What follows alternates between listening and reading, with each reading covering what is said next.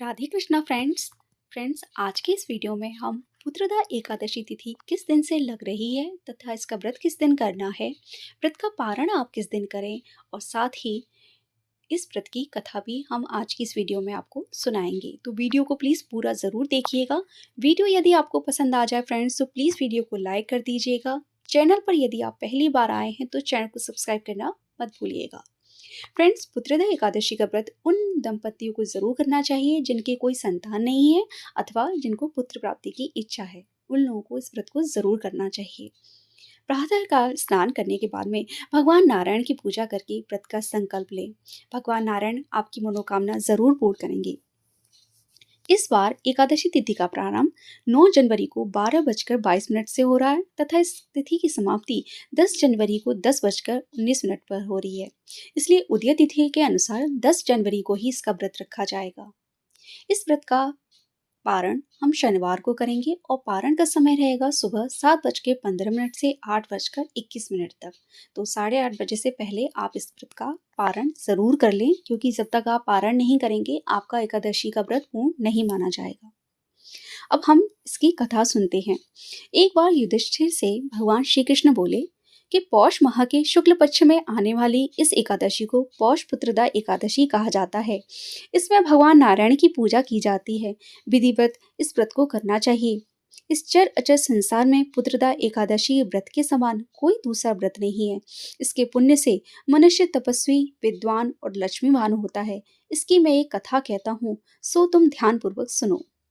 भद्रावती नामक नगरी में सुकेतुमान नाम का एक राजा राज्य करता था। उसके कोई पुत्र नहीं था। उसकी स्त्री का नाम शैव्या था। पर निपुत्री होने के कारण सदैव चिंतित रहा करती थी। राजा के पितर भी रो रो कर पिंड लिया करते थे और सोचा करते थे कि इसके बाद हमें कौन पिंड देगा। राजा को कोई भाई, बांधव, धन, हाथी, घोड़े, राज्य और मंत्री इन सब में से किसी से भी संतोष नहीं होता था। वह सदैव यही विचार करता था कि मेरे मरने के बाद मुझे कौन पिंडदान करेगा। बिना पुत्र के पितरों और देवताओं का ऋण मैं कैसे चुका सकूंगा। जिस घर में पुत्र ना हो उस घर में सदैव अंधेरा ही रहता है। इसलिए पुत्र की उत्पत्ति के लिए प्रयत्न करना चाहिए। राजा दिन रात इसी चिंता में लगा रहता था। एक समय तो राजा ने अपने शरीर का त्याग देने का निश्चय किया, परंतु आत्मघात को महान पाप समझकर उसने ऐसा नहीं किया। एक दिन राजा ऐसा ही विचार करता हुआ अपने घोड़े पर चढ़कर वन को चल दिया तथा पंछियों और वृक्षों को देखने लगा। उसने देखा कि वन में मृग, व्याघ्र, शुअर, सिंह, बंदर, सर्प आदि सभी भ्रमण कर रहे हैं। हाथी अपने बच्चों और हथनियों के बीच घूम रहा है। इस वन में कहीं तो गीदड़ अपने कर्कश स्वर में बोल रहे हैं, कहीं उल्लू ध्वनि कर रहे हैं। वन के दृश्यों को देखकर राजा सोच विचार में लग गया और आधा दिन बीत गया। सोचने लगा कि मैंने कई यज्ञ किए, ब्राह्मणों को भोजन कराया, उनको तृप्त किया, फिर भी मुझे यह दुख क्यों प्राप्त हुआ। राजा प्यास के मारे अत्यंत दुखी हो गया और पानी की तलाश में इधर उधर फिरने लगा। थोड़ी दूर पर राजा ने एक सरोवर देखा। उस सरोवर में कमल खिले थे। सारस, हंस, मगरमच्छ आदि विहार कर रहे थे। उस सरोवर के चारों तरफ मुनियों के आश्रम बने हुए थे।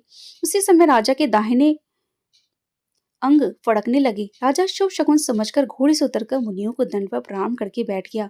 राजा को देखकर मुनियों ने कहा कि हे राजन, हम तुमसे अत्यंत प्रसन्न हैं। तुम्हारी जो भी इच्छा हो सो कहो। राजा ने पूछा, महाराज आप कौन हैं और किस लिए यहाँ आए हैं, कृपा करके बताइए।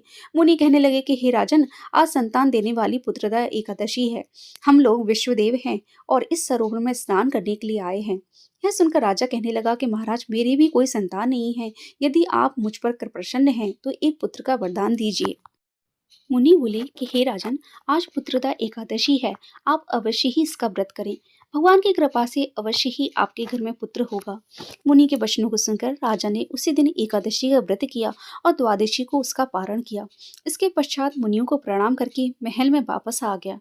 कुछ समय बीतने के बाद रानी ने गर्भ धारण किया और 9 महीने के पश्चात उनके एक पुत्र हुआ। वह राजकुमार अत्यंत शूरवीर, यशस्वी और प्रजापालक हुआ। श्री कृष्ण बोले कि हे राजन, पुत्र प्राप्ति के लिए पुत्रदा एकादशी का व्रत जरूर करना चाहिए। जो मनुष्य इस महात्म्य को पढ़ता या सुनता है उसे अंत में स्वर्ग की प्राप्ति होती है। फ्रेंड्स, यहाँ पर पुत्रदा एकादशी की कथा पूर्ण हुई। एकादशी के दिन एकादशी की कथा को जरूर सुनना चाहिए। जो भी आप एकादशी का व्रत करते हैं उससे जुड़ी हुई कहानी जरूर होती है और उस कहानी को आपको जरूर सुनना चाहिए, तभी इस व्रत का पूरा फल मिलता है। पारण भी आपको ज़रूर करना चाहिए।